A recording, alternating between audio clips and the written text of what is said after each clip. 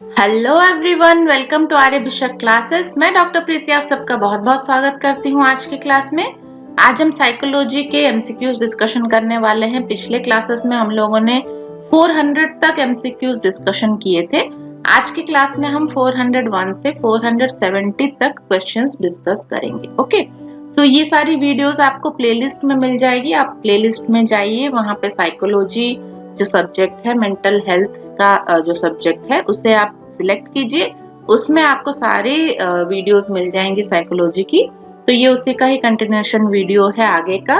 सो 401 number question से आज हम डिस्कशन स्टार्ट करेंगे। क्लास स्टार्ट करने से पहले आप लोग हमारा चैनल जरूर सब्सक्राइब कर लीजिए और बेल आइकन जरूर प्रेस करिए, ताकि आगे जब भी कोई क्लास अपलोड हो वो आपको नोटिफिकेशन आ जाए।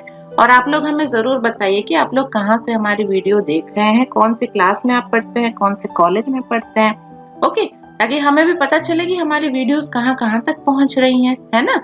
आइए स्टार्ट करते हैं आज की क्लास और देखते हैं आज का पहला क्वेश्चन क्या है। क्वेश्चन नंबर 401 देखिए, ईसीटी लगाने के पश्चात दी जाने वाली नर्सिंग देखभाल में शामिल नहीं है। नहीं पूछा है इसने। आइए ऑप्शंस पढ़ते हैं। वाइटल साइंस की जांच करना, मरीज को 30 से 60 मिनट तक सोने की सलाह देना, ईसीटी देने के बाद 6 से 8 घंटे तक मरीज को कुछ भी खाना पीना नहीं देना, मरीज द्वारा की जाने वाली रोजमर्रा की गतिविधियों में उसकी सहायता करना।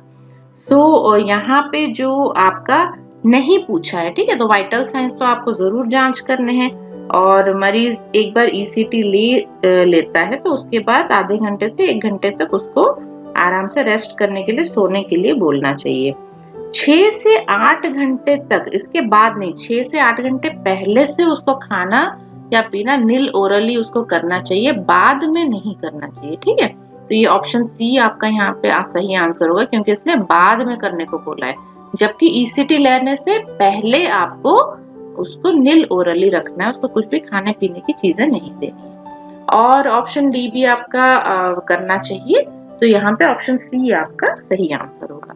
नेक्स्ट क्वेश्चन देखिए, क्वेश्चन नंबर 402, ईसीटी लगाने से पहले मरीज को ब्लैडर खाली करने की सलाह दी जाती है, इसके पीछे क्या उद्देश्य है। ईसीटी जब आपको लगाया जाता है तो उसमें इलेक्ट्रिक कन्वर्सिव थेरेपी इसको हम लोग बोलते हैं ना, इलेक्ट्रो कन्वर्सिव थेरेपी। तो इसमें करंट दिया जाता है, आपके सर में इलेक्ट्रोड्स लगा के उसमें करंट दिया जाता है। तो उससे पहले ब्लैडर खाली करने के लिए बोला जाता है, क्योंकि जब करंट आपको लगेगा, अगर आपको उस टाइम पे आपका ब्लैडर फुल होगा तो क्या होगा, तो वहां पे बिस्तर पर ही, बेड पर ही वहां पे पेशाब हो जाएगा, मूत्र निकल जाएगा, है ना। तो ये ऑप्शन सी जो है आपका, मरीज द्वारा ईसीटी प्रक्रिया के दौरान होने वाले मूत्र त्याग की वजह से बिस्तरों का खराब होने से बचाने के लिए आपको ब्लैडर खाली करके आने के लिए बोला जाता है, ठीक है। नेक्स्ट है क्वेश्चन नंबर 403, ICD-10 वर्गीकरण की किस श्रेणी में ऑर्गेनिक मेंटल डिसऑर्डर्स को शामिल किया गया है। तो ये हमने पहले क्लासेस में भी डिस्कस किया था। ICD-10 क्या होता है, ये एक तरह का लिस्ट है, सभी डिजीजेस का लिस्ट बनाया गया है, उसको कैटेगराइज करके हर डिजीज को अलग अलग कैटेगरीज में रखा गया है, ठीक है। तो ऑर्गेनिक मेंटल डिसऑर्डर्स जो होती हैं उसको F00 से F09 तक इसको रखा गया है, इस F कैटेगरी में इसको रखा जाता है, ठीक है। 00 इसका नंबर है, F00 से F09 तक, ये इतनी नंबरिंग में ये ऑर्गेनिक मेंटल डिसऑर्डर सारे रखे जाते हैं। नेक्स्ट है क्वेश्चन नंबर 404, मनोरोगों के ICD-10 वर्गीकरण में न्यूरोटिक रोगों को किस श्रेणी में वर्गीकृत किया गया है। तो न्यूरोटिक डिजीज जो आपकी होती है वो F40 से F48 तक नंबरिंग की जाती है। ऑप्शन डी F40 से F48 आपका सही आंसर है। नेक्स्ट क्वेश्चन है 405, मनोरोगों के ICD-10 वर्गीकरण में साइकोएक्टिव सब्सटेंस यूज डिसऑर्डर्स को किस समूह में शामिल किया गया है। तो साइकोएक्टिव सब्सटेंस यूज करके जो बीमारियां होती हैं, जो दिक्कतें होती हैं, उसको F10 से F19 तक लिस्ट किया गया है। ओके, सो ऑप्शन बी आपका सही आंसर होगा। नेक्स्ट क्वेश्चन है क्वेश्चन नंबर 406, एक सिजोफ्रेनिया से ग्रसित मरीज के स्लीप पैटर्न को सुधारने के लिए दी जाने वाली नर्सिंग देखभाल में शामिल नहीं है, उसने पूछा है। ओके, क्वेश्चन आपको हमेशा ध्यान से पढ़ना है, नहीं पूछा है या है पूछा है। ओके, तो यहाँ पे नहीं है पूछा है। आइए पढ़ते हैं। सभी मुख्य लाइटों को बंद करना चाहिए, बिल्कुल बंद करना चाहिए, और सोने से पहले मरीज को 1 गिलास गर्म दूध का देना चाहिए, तो ये भी देना चाहिए। मरीज को दिन के समय कोई भी गतिविधि नहीं करने देना चाहिए ताकि वह थकान से बच सके।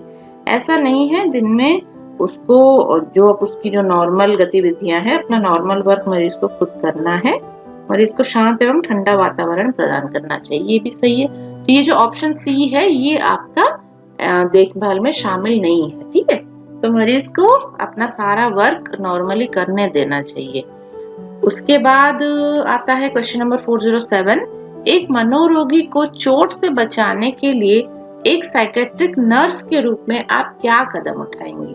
तो एक मनोरोगी है, उसको वो कुछ भी कर सकता है, उसको कहीं भी चोट लग सकती है, तो क्या करना चाहिए आपको नर्स के तौर पे? तो ऑप्शंस देखिए। मरीज को चिड़चिड़ा होने से बचाना चाहिए, ये सही है ऑप्शन। मरीज के साथ वार्ड में तर्क वितर्क नहीं करना चाहिए, तो कोई भी उससे झगड़ा नहीं करना चाहिए, बहस नहीं करनी चाहिए। प्रतिस्पर्धात्मक खेलों से मरीज को बचाना, क्योंकि इससे मरीज उग्र हो सकता है। तो कोई भी कॉम्पिटिटिव कुछ जैसे गेम्स होते हैं, तो इन सब में मरीज को इन्वॉल्व नहीं करना चाहिए, क्योंकि ऐसे मनोरोगी जो होते हैं वो कहीं पर भी एक्साइट हो सकते हैं, ठीक है। तो ये तीनों ही ऑप्शन सही हैं, तो यहाँ पे उपयुक्त सभी आपका सही आंसर होगा। नेक्स्ट है क्वेश्चन नंबर 408। ICD-10 वर्गीकरण में F70 से लेके F79 में वर्गीकृत बीमारियां कौन सी है? सो F70 से F79 तक आपकी मेंटल रिटार्डेशन की बीमारियां रखी गई हैं। ऑप्शन सी मेंटल रिटार्डेशन आपका सही आंसर है। नेक्स्ट है क्वेश्चन नंबर 409। ICD-10 वर्गीकरण की F30 से F39 की श्रेणी में आपकी कौन सी बीमारियां शामिल है? तो ये क्वेश्चन पूछा गया है। यहाँ पे आपका आंसर होगा मूड डिसऑर्डर्स, ठीक है।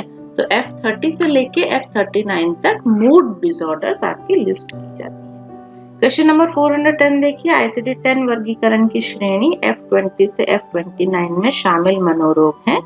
F20 से F29 में आपकी सिजोफ्रेनिया और डेल्यूजन डिसऑर्डर्स जितनी होती हैं वो सब आपकी रखी जाती हैं F20 से लेके F29 तक। ओके, नेक्स्ट है क्वेश्चन नंबर 411। सामान्यतया ECT का प्रयोग किस स्थिति में नहीं किया जाता है? तो कहाँ पे आपको ECT का यूज नहीं करना चाहिए, आपको करंट नहीं देना चाहिए? देखिए options, major depression, schizophrenia, suicidal ideas, phobia.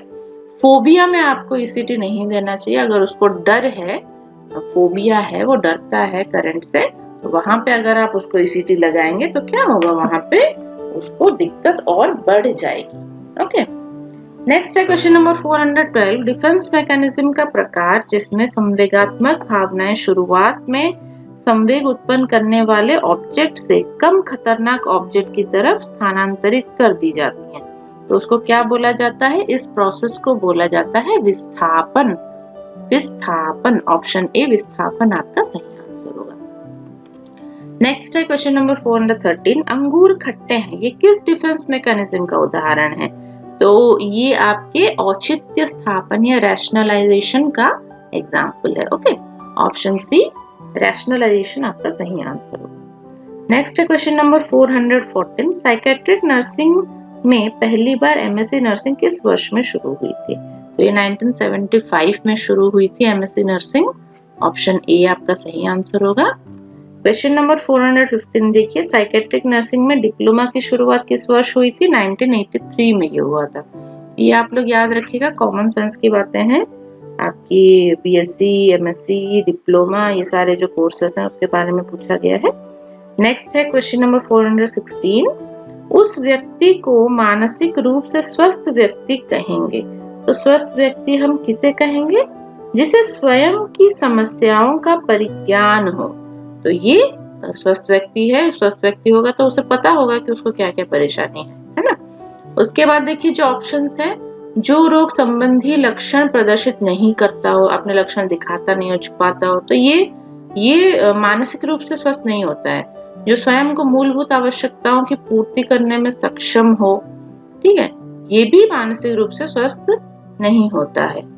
उसके बाद देखिए, जो शारीरिक एवं भावनात्मक समस्याओं से मुक्त हो, जिसको कोई समस्या ही ना हो, तो वो भी मानसिक रूप से स्वस्थ नहीं होता है। तो ऐसे लोग जो अपनी समस्याओं को पहचानते हैं, ऑप्शन ए आपका सही आंसर होगा। इन्हीं को हम लोग मानसिक रूप से स्वस्थ व्यक्ति कहेंगे। नेक्स्ट है क्वेश्चन नंबर 417। एक व्यक्ति दीवार पर बनी आकृति को एक जानवर समझता है, यह किस चीज का उदाहरण है? तो ये भ्रांति या इल्यूजन का उदाहरण होता है, जब आप दीवार पे बनी किसी आकृति को जानवर समझने लगते हैं। नेक्स्ट है क्वेश्चन नंबर 418। नर्स यह समझती है कि अवसादग्रस्त मरीज के लिए सबसे मुश्किल काम है। क्या मुश्किल काम है? पश्चाताप एवं अपराध बोध। तो ये सबसे मुश्किल काम है। आराम की आवश्यकता, दूसरों के प्रति गुस्सा, ये तो ऑटोमेटिकली आता है। आत्मसम्मान की भावना की कमी, ये भी आता है। लेकिन सबसे मुश्किल जो है वो क्या है? पश्चाताप और अपराध बोध से वो नहीं निकल पाता है। ठीक है, उसके बाद देखिए क्वेश्चन नंबर 419। अतिक्षुधा यानी बुलिमिया नर्वोसा जिसको हम लोग बोलते हैं, से पीड़ित मरीज का उपचारात्मक या शांतिदायक वातावरण कैसा होना चाहिए? तो अतिक्षुधा जिसको होता है उसका वातावरण हमें एम्पैथेटिक रखना चाहिए या समानुभूति रखना चाहिए। ठीक है, ऑप्शन बी आपका सही आंसर होगा। नेक्स्ट है क्वेश्चन नंबर 420। एक व्यक्ति जानबूझकर एक बीमारी का नाटक करता है, ऐसे व्यक्ति को क्या माना जाएगा? ऐसे व्यक्ति को माना जाएगा आपका, देखिए ऑप्शंस, विक्षिप्त, बहानेबाज, वास्तविकता की धारणा से दूर, या फिर संपरिवर्तन को अपने बचाव में प्रयोग करने वाला। ठीक है, तो लास्ट ऑप्शन आपका ऑप्शन डी सही आंसर है। संपरिवर्तन को अपने बचाव में प्रयोग करने वाला माना जाएगा। नेक्स्ट है क्वेश्चन नंबर 421। बार्बिचुरेट के प्रयोग को अचानक छोड़ देने वाले व्यक्ति को क्या हो सकता है? तो बार्बिचुरेट्स जो यूज कर रहे हैं रेगुलरली, अगर वो अचानक से बंद कर दे तो उनको दौरे पड़ सकते हैं, सीजर्स हो सकते हैं। ठीक है, ऑप्शन डी सीजर्स आपका सही आंसर है। नेक्स्ट है क्वेश्चन नंबर 422। समूह चिकित्सा या ग्रुप थेरेपी उनकी सर्वाधिक मदद करती है जिन्हें सुनने वाला कोई नहीं होता है। ठीक है, तो ये ग्रुप थेरेपी होती है उन लोगों के लिए होती है जो अकेले होते हैं, जो अपनी बातें किसी से शेयर नहीं कर पाते हैं। सो ऑप्शन डी यहाँ पे सही आंसर होगा। नेक्स्ट है क्वेश्चन नंबर 423। स्वयं सहायता समूह जैसे अल्कोहलिक एनोनिमस सफल है क्योंकि ये रोगी की कौन सी आवश्यकता की पूर्ति करता है? तो ये रोगी की संबंधित होने की आवश्यकता को पूर्ति करता है। ठीक है, ऑप्शन बी आपका सही आंसर होगा। नेक्स्ट है क्वेश्चन नंबर 424। अब यहाँ से हमारे वो सारे क्वेश्चंस स्टार्ट हो गए जो कि पहले एग्जाम्स में आए हैं, है ना। तो आप यहाँ पे देख सकते हैं, यहाँ पे लिखे हैं, देखिए स्टाफ नर्स एग्जाम 2012 में ये क्वेश्चन आया था। तो देखिए क्या क्वेश्चन है 424। एक मरीज के पास बोलने को बहुत कुछ है लेकिन उसकी बातों का बहुत कम मतलब निकलता है, तो मरीज किससे पीड़ित है? तो वो उसके पास बोलने को तो बहुत कुछ है लेकिन वो मतलब नहीं निकल, उसका मतलब वो जो भी बोलता है उसका ज्यादा मतलब नहीं निकल पाता है। तो ये है विचारों की दरिद्रता या पॉवर्टी ऑफ आइडिया, हम इसको बोलेंगे। ओके, उसके बाद है देखिए क्वेश्चन नंबर 425। अत्यधिक नींद आने को क्या कहते हैं? अत्यधिक नींद आने को कहते हैं हाइपरसोमनिया। ये भी 2012 में आया था ये क्वेश्चन स्टाफ नर्स में। सो हाइपरसोमनिया आपका सही आंसर होगा। नेक्स्ट है क्वेश्चन नंबर 426। अस्पतालों में प्रयुक्त होने वाले ईसीटी का सबसे सामान्य रूप क्या है? तो सबसे सामान्य रूप है इसका संशोधित ईसीटी या मॉडिफाइड ईसीटी। संशोधित ईसीटी, ऑप्शन बी। नेक्स्ट है क्वेश्चन नंबर 427। देखिए सिजोफ्रेनिया में कैटाटोनिक व्यवहार निम्नलिखित में से किसके द्वारा चरितार्थ होता है? तो कैटाटोनिक व्यवहार आप क्या देख के पता करेंगे? ऑप्शन देखिए, गति चलन के प्रयासों का प्रतिवाद करना, सख्त अगतिशील मुद्रा धारण करना, वातावरण के प्रतिक्रिया में कमी, या उपर्युक्त सभी। तो उपर्युक्त सभी आपका सही आंसर होगा। ये ऑलमोस्ट सारे आपके 2012 के ही क्वेश्चंस चल रहे हैं। सो उपयुक्त सभी यहाँ पे सही आंसर है। नेक्स्ट है क्वेश्चन नंबर 428। बार्बिचुरेट व बेंजोडायजेपिन दुष्प्रयोग व निर्भरता वाले रोगी में शामक विषाक्तता या सेडेटिव इंटॉक्सिकेशन सामान्यतः संबंधित होती है। तो ये जो बार्बिचुरेट्स जब कोई लेने लगता है उसके ऊपर जब बॉडी डिपेंडेंट हो जाती है तो उसको सेडेटिव इंटॉक्सिकेशन बोला जाता है। ठीक है, तो इसमें कैसे पता चलता है? धीमी अस्पष्ट वाणी, असमन्वित प्रेरक गति, ध्यान व वाणी में दुर्बलता या उपर्युक्त सभी। तो आपका सही आंसर है उपर्युक्त सभी। ठीक है, नेक्स्ट है क्वेश्चन नंबर 429। निम्नलिखित में से कौन से बचपन के मनोरोग के लिए जोखिम कारक है? तो बचपन में अगर किसी को मनोरोग हो तो क्या होगा, कौन सा उसके लिए खतरनाक हो सकता है? अभिभावकों में मनोरोग, अभिभावकों से बार बार शीघ्र विक्षोभ, निष्ठुर या अयोग्य अभिभावक या उपर्युक्त सभी। तो ये उपर्युक्त सभी यहाँ पे सही आंसर। ऐसे कोई भी कंडीशन उसको अगर हो और उसके अभिभावकों में भी ये कंडीशंस हो, है ना, तो वहां पे क्या होता है, वहां पे जो ये मनोरोग है ये काफी आपका खतरनाक हो सकता है। नेक्स्ट है क्वेश्चन नंबर 430। काल क्रमानुसार क्रम, क्रोनोलॉजिकल ऑर्डर का तात्पर्य क्या है? क्रोनोलॉजिकल ऑर्डर आप किसे कहेंगे? तो किसी व्यक्ति के जीवित रहने के वर्षों की संख्या को हम क्रोनोलॉजिकल ऑर्डर कहेंगे। ओके, ऑप्शन सी आपका सही आंसर है। क्वेश्चन नंबर 431 देखिए, एंटीसाइकोटिक औषधि का उदाहरण है। तो इनमें से एंटीसाइकोटिक मेडिसिन कौन सी है आपकी? हैलोपेरिडोल है। हैलोपेरिडोल, ऑप्शन ए आपका सही आंसर है। क्वेश्चन नंबर 432 देखिए, लिथियम का सबसे सामान्य दुष्प्रभाव क्या होता है? तो लिथियम का सबसे कॉमन जो उसका कॉम्प्लिकेशन होता है वो होता है ट्रेमर्स, कंपन होना। ऑप्शन बी आपका सही आंसर है। नेक्स्ट देखिए क्वेश्चन नंबर 433। गंभीर अवसाद का सामान्य जोखिम है। तो गंभीर अवसाद अगर हो तो वहां से किस चीज का खतरा हो सकता है? आत्महत्या या सुइसाइडल टेंडेंसी उसमें आ सकती है। ये 2013 में ये क्वेश्चन आया था स्टाफ नर्स एग्जाम में, आप लोग देख सकते हैं। ठीक है, नेक्स्ट है क्वेश्चन नंबर 434। मिथ्या संवेदी अनुभूति जिसका वास्तविकता से कोई संबंध ना हो क्या कहलाता है? तो अगर कोई चीज वहां पे वास्तविक रूप में नहीं है और उसकी अनुभूति हो रही है तो हम इसको हेलुसिनेशन बोलते हैं। ऑप्शन ए मिथ्या बोध या हेलुसिनेशन आप इसको बोलोगे। नेक्स्ट है क्वेश्चन नंबर 435। उन्माद क्या होता है? उन्माद या मैनिया उन्होंने पूछा है। तो ये एक तरह का मनोदशा विकार है, मूड डिसऑर्डर है। ठीक है, सो मूड कैसा है उस पे ये डिपेंड करता है, मैनियक स्टेज। नेक्स्ट है क्वेश्चन नंबर 436। निम्नलिखित में से कौन सी दौरों को पहचानने वाली विशिष्ट जांच है? सो अगर किसी को दौरे आ रहे हैं तो वहां पे हमें ईईजी कराना चाहिए। ओके, इलेक्ट्रोएन्सेफेलोग्राम इसको बोला जाता है। ईईजी आपका सही आंसर है। क्वेश्चन 437 देखिए, सही या गलत संबंधी व्यक्तिपरक अनुभूति मनोरोग विज्ञान में क्या कहलाती है?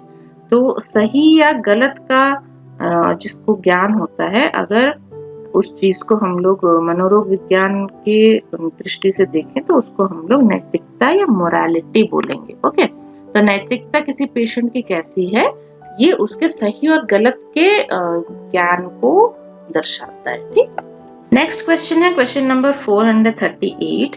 कौन सी टर्म बोधात्मक असामान्यता को व्यक्त करती है या फिर परसेप्चुअल एबनॉर्मलिटी भी हम इसको बोलते हैं? तो ये जो बोध नहीं होना चाहिए वो बोध हो रहा है, तो ये हेलुसिनेशन में ही आएगा, मिथ्या बोध या हेलुसिनेशन हम इसको बोलेंगे। नेक्स्ट है क्वेश्चन नंबर 439। वाणी एवं गतिशीलता की अनुपस्थिति क्या कहलाती है? वाणी और गतिशीलता अगर अनुपस्थित है, नहीं कर पा रहा है पेशेंट, तो वहां पे उसको मूकता या म्यूटिज्म बोला जाएगा। ऑप्शन बी मूकता आपका सही आंसर है। नेक्स्ट है क्वेश्चन नंबर 440। उद्दीपक के साथ मरीज में अप्रिय संवेदन उत्पन्न होने वाली उपचार तकनीक क्या कहलाती है? तो स्टिमुलस के प्रति अप्रिय संवेदन उत्पन्न करना एवर्जन थेरेपी कहलाती है। विमुखता या एवर्जन थेरेपी हम इसको बोलते हैं।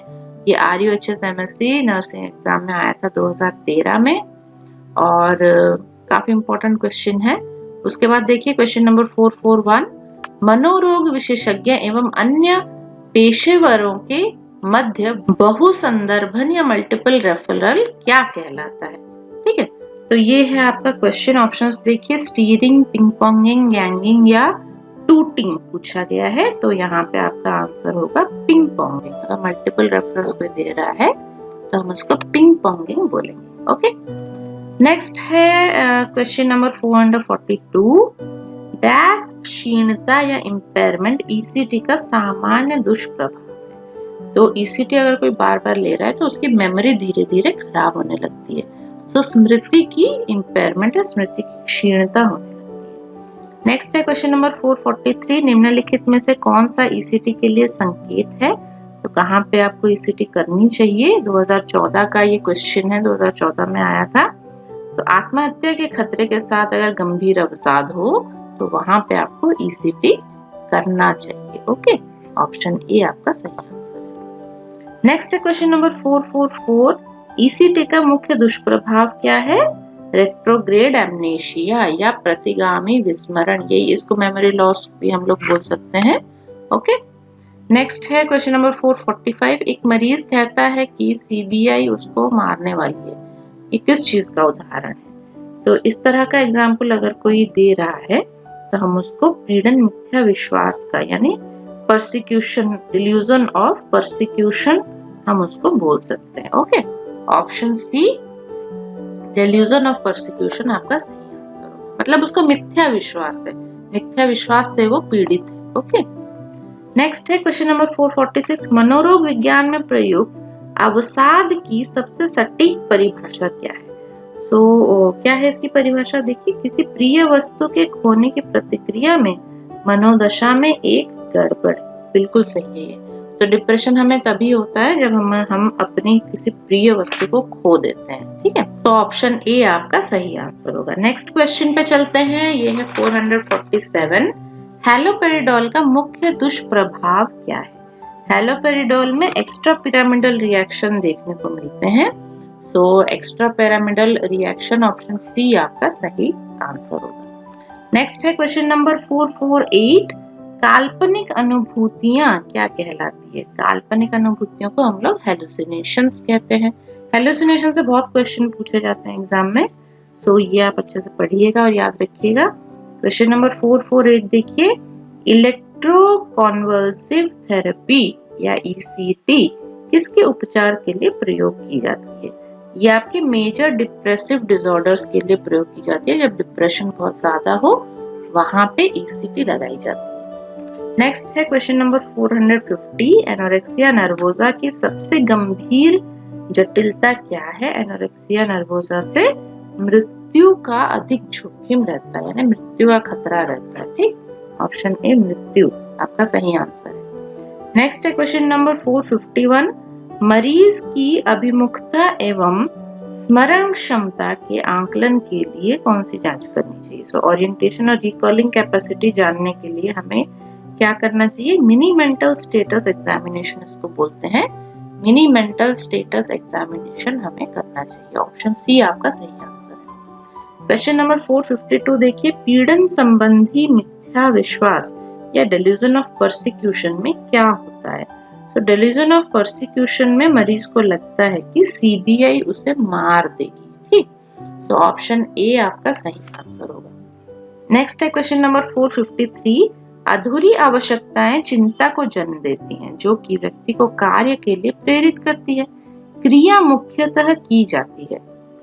तो जो क्रिया की जाती है वो तनाव को कम करने के लिए की जाती है। 2015 का ये क्वेश्चन है, तो इसका सही आंसर है तनाव को कम करने के लिए की जाती है। ओके, तो यहाँ पे आप लोग देख सकते हैं कि पुराने क्वेश्चन पेपर्स में से काफी सारे क्वेश्चंस ऐसे आए हैं जो हम लोगों को रिवाइज करने चाहिए। और ये सारे जो टॉपिक्स हैं ये भी काफी इंपॉर्टेंट है, इससे बार बार भी क्वेश्चन आता है एग्जाम में। तो आइए देखते हैं नेक्स्ट क्वेश्चन क्या है। 454, शराब के आदि एक मरीज का पुनर्वास करते समय सबसे महत्वपूर्ण कारक क्या है। तो इसका सबसे महत्वपूर्ण कारक है मरीज की भावनात्मक एवं प्रेरक तैयारी। ओके, क्योंकि उसको आपको शराब से दूर रखना है ना, इसलिए उसको तैयारी कराना बहुत जरूरी है। नेक्स्ट है क्वेश्चन नंबर 455। मिथ्या बोध या हेलुसिनेशन में मिथ्या विश्वास या डिल्यूजन से पीड़ित मरीज द्वारा प्रक्षेपण, युक्तिकरण, अस्वीकार्यता एवं विरूपीकरण का प्रदर्शन किसमें व्यवधान के उदाहरण है? किसमें ये व्यवधान लगाएगा? रियलिटी टेस्टिंग में, वास्तविकता का परीक्षण अगर आपको करना है तो ये सारी चीजें जो है प्रोजेक्शन, रैशनलाइजेशन, डिनाइड और डिस्टॉर्शन, ये आपको डिस्टर्ब करेगा बार बार। ठीक है, तो ऑप्शन सी वास्तविक परीक्षण या रियलिटी टेस्टिंग आपका सही आंसर। नेक्स्ट है क्वेश्चन नंबर 456। श्रीमती ए स्वयं को एक तरफ झुकाती है, कान को पकड़ती है और जब कोई उपस्थिति ना हो तो होठों को चलाती है। वह क्या अनुभव कर रही है? तो यहाँ पे वो बार बार वही हरकत को दोहरा रही है ना, कान को पकड़ रही है और होठों को चला रही है। तो ये एक तरह का ऑब्सेशन है, ऑब्सेशन या सनक जिसको हम लोग बोलते हैं। तो ऑप्शन डी आपका सही आंसर है। नेक्स्ट है क्वेश्चन नंबर 457। किसी लत के से वापस कर रहे मरीज की नर्सिंग देखभाल किस प्राथमिक उद्देश्य की ओर संचालित होनी चाहिए? तो अगर कोई विथड्रॉ कर रहा है, किसी लत को छोड़ने की कोशिश कर रहा है, तो वहां पे किस तरह की नर्सिंग देखभाल करनी चाहिए? देखिए, प्रारंभ में सभी स्टाफ में उसका विश्वास बनाना। तो सभी स्टाफ में स्टार्टिंग में विश्वास तो होगा ही नहीं, व्यक्ति से व्यक्ति संबंधों द्वारा क्रमशः उसका विश्वास बनाना, ये बिल्कुल सही ऑप्शन है, ऑप्शन बी। सभी के ऊपर एक साथ विश्वास करना बहुत मुश्किल है ना, इसलिए एक एक करके उससे दोस्ती करो, उसको अपने ऊपर विश्वास कराओ, फिर जाके आप उसको बेनिफिट करा सकते। नेक्स्ट है क्वेश्चन नंबर 458। एक नर्स के रूप में आपको ये जानना चाहिए कि व्यक्ति में मनोदशा, विकार या मूड डिसऑर्डर है। यदि तो मूड डिसऑर्डर है करके हम कब बोलेंगे? जब उसके भावों में समानता हो या फ्लैट अफेक्ट उसका हो। फ्लैट अफेक्ट मीन्स वो किसी भी चीज को फील नहीं कर रहा है। ठीक है, तो ना वो खुशी को फील कर पा रहा है, ना दुख को फील कर पा रहा है, तो इसको हम लोग भावों में समानता बोलते हैं। तो ये क्या है? मनोदशा विकार है, मूड डिसऑर्डर। उसके बाद देखिए क्वेश्चन नंबर 459। कैंसर, जन्मजात हृदय रोग, सिजोफ्रेनिया, इस्चेमिक हृदय रोग, मानसिक मंदता आदि किस प्रकार के रोगों के उदाहरण है? तो ये बहुकारक रोगों के उदाहरण है। बहुकारक रोग आपका सही आंसर होगा, ऑप्शन ए। नेक्स्ट है क्वेश्चन नंबर 460। यदि मरीज एंटीसाइकोटिक ड्रग पर हो एवं रक्तचाप से कम हो गया हो तो ऐसे स्थिति में नर्स को तुरंत डॉक्टर को सूचित करना। तो रक्तचाप उसका कितना से कम हो जाए तो डॉक्टर को इन्फॉर्म करेंगे आप। उसका 20 से 30 मिलीमीटर ऑफ Hg अगर कम हो जाए तो आपको तुरंत ही डॉक्टर को सूचित करना चाहिए। ठीक है, उसका ब्लड प्रेशर अगर इतना कम हो जाए। उसके बाद देखिए क्वेश्चन क्या है 461। व्यक्तित्व संबंधी समस्या से पीड़ित के समायोजन के लिए कौन सा मनोवैज्ञानिक उपचार दिया जाता है? तो व्यक्तित्व संबंधी समस्या अगर किसी को हो तो वहां पे मनोचिकित्सा या साइकोथेरेपी दी जाती है। तो ऑप्शन डी साइकोथेरेपी आपका सही आंसर है। ओके, नेक्स्ट है क्वेश्चन नंबर 462। जब मरीज खुलकर अपनी अनुभूतियों को व्यक्त करता है तो ये क्या कहलाता है? तो इसको हम लोग संवातन या वेंटिलेशन बोलते हैं। ठीक है, ऑप्शन सी वेंटिलेशन आपका सही आंसर है। नेक्स्ट है क्वेश्चन नंबर 463। एक 45 वर्षीय मरीज गंभीर मानसिक क्षति या मेंटल डिटेरियोरेशन, भावनात्मक क्लेश, इमोशनल डिस्ट्रेस, अतिक्रियाशीलता, ओवर एक्टिविटी प्रदर्शित करता है, तो क्या आपका डायग्नोसिस होगा? उसको क्या हो सकता है? तो उसको अल्जाइमर्स डिजीज है। ओके, मेंटल डिटेरियोरेशन हो रहा है, उसकी याददाश्त कम हो रही है ना, इमोशनल डिस्ट्रेस भी बढ़ रहा है, ओवर एक्टिविटी बढ़ रही है, तो ये अल्जाइमर्स में देखने को मिलता है। नेक्स्ट क्वेश्चन पे चलते हैं, क्वेश्चन नंबर 464। निम्नलिखित में से कौन से रोग के लक्षण उत्पीड़न संबंधी मिथ्या विश्वास, प्रसंगित गलत विचार, बेतुकापन आदि होते हैं? तो कौन से डिजीज में ये देखने को मिलता है? डिसऑर्डर ऑफ थॉट में ये देखने को मिलता है। विचार संबंधी अगर डिजीज हो तो वहां पे ये सारे लक्षण देखने को मिलेंगे। नेक्स्ट क्वेश्चन है क्वेश्चन नंबर 465। तुम एक मरीज में पाते हो कि वह इस पूर्वाग्रह से ग्रसित है कि उसके हाथ गंदे हैं एवं इन्हें बार बार लंबे समय तक धोता है।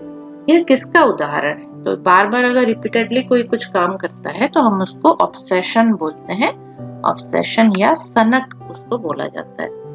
नेक्स्ट है क्वेश्चन नंबर 466। किसी व्यक्ति का व्यवहार सख्त है एवं किसी प्रकार के परिवर्तन पर वह असहज महसूस करता है, उसका व्यक्तित्व किस प्रकार का है? अगर वो चेंज नहीं हो पाता है, उसका व्यक्तित्व, व्यवहार उसका क्या बोलते हैं, वो चेंज नहीं कर पाता है, तो हम उसको क्या बोलेंगे? ऑब्सेसिव एवं कंपल्सिव। ठीक है, सो ऑप्शन बी, ऑब्सेसिव और कंपल्सिव दोनों ही कंडीशन वहां पे आपको मिलेंगे। नेक्स्ट क्वेश्चन है क्वेश्चन नंबर 467। किसी मनोरोगी को यकृत या हृदय वाहिकीय रोग है, ऐसे मरीज को क्या देते समय नर्स को सावधानी बरतनी चाहिए? तो कौन सी मेडिसिन आपको सावधानी से देनी है? अगर उसका लीवर और हार्ट दोनों ही डिजीज्ड है तो वहां पे आपका आंसर होगा एंटी डिप्रेसेंट्स। अगर आप एंटी डिप्रेसेंट दे रहे हो तो उसका अफेक्ट आपका हार्ट पे और लीवर पे भी हो सकता है। ठीक है, तो बहुत ध्यान से ये देना चाहिए एंटी डिप्रेसेंट। नेक्स्ट है क्वेश्चन नंबर 468। एक केस में नर्स पाती है कि मरीज मूर्खतापूर्ण मुस्कान दे रहा है, फूहड़पन से हंस रहा है, उसे मिथ्या बोध एवं कपोल कल्पित मिथ्या विश्वास है, दैनिक व्यक्तिगत स्वच्छता नहीं रख पा रहा है, तो ऐसे मरीज का निदान या डायग्नोसिस क्या होगा? ऐसे मरीज को हम लोग बोलते हैं hebephrenic schizophrenia. Okay, hebephrenic schizophrenia, option B आपका सही आंसर है। नेक्स्ट है question number 469। BHU staff nurse exam में ये आया था 2015 में ये क्वेश्चन। एफासिया का अर्थ क्या है? सो एफासिया हम बोलते हैं जब बोलने में असमर्थता हो, वो बोल नहीं पाता हो। ठीक है, ऑप्शन बी आपका सही आंसर होगा। नेक्स्ट है क्वेश्चन नंबर 470 और आज की क्लास का ये लास्ट क्वेश्चन है। इतने ही क्वेश्चंस आज हम डिस्कस करेंगे, इसके बाद के क्वेश्चन हम लोग नेक्स्ट क्लास में डिस्कस करेंगे। ठीक है, तो आइए देखते हैं ये क्या क्वेश्चन है। 470। 18 वर्षीय मिस्टर संतोष को मिर्गी के निदान के साथ अस्पताल में भर्ती किया जाता है। तो मिस्टर संतोष हैं, 18 वर्ष के हैं वो, और उनको एपिलेप्सी है, मिर्गी के दौरे आते हैं। अब इनको अस्पताल में भर्ती हो गए वो। वह नर्स को बताता है कि वह सारे शरीर में झंझनी एवं गुलाबों की गंध का अनुभव करता है। ये शिकायतें क्या संकेत करती हैं? ठीक है, तो उसको गुलाब की महक आती है अपने शरीर से और झंझनी होती है, तो इसको हम लोग ऑल्फैक्टरी हेलुसिनेशन बोलेंगे। ठीक है, ऑप्शन डी, एक गंध संबंधी मिथ्या बोध उसको होता है, उसकी गुलाब की महक आती है उसको बॉडी से अपने, तो उसको हम लोग ऑल्फैक्टरी हेलुसिनेशन बोलते हैं। आई होप आपको आज के क्वेश्चंस काफी इंटरेस्टिंग लगे होंगे और बहुत सारे और भी क्वेश्चंस हैं प्रीवियस ईयर्स के, हम लोग क्वेश्चंस डिस्कस करेंगे और भी सारे नेक्स्ट क्लासेस में। सो आप लोग बने रहिएगा हमारे साथ और हमें जरूर बताइएगा कि आपको हमारी क्लासेस कैसी लग रही हैं, है ना। सो आज के लिए इतना ही, फिर मिलेंगे नेक्स्ट क्लास में। थैंक यू सो मच और आप लोगों को मेरा नमस्कार।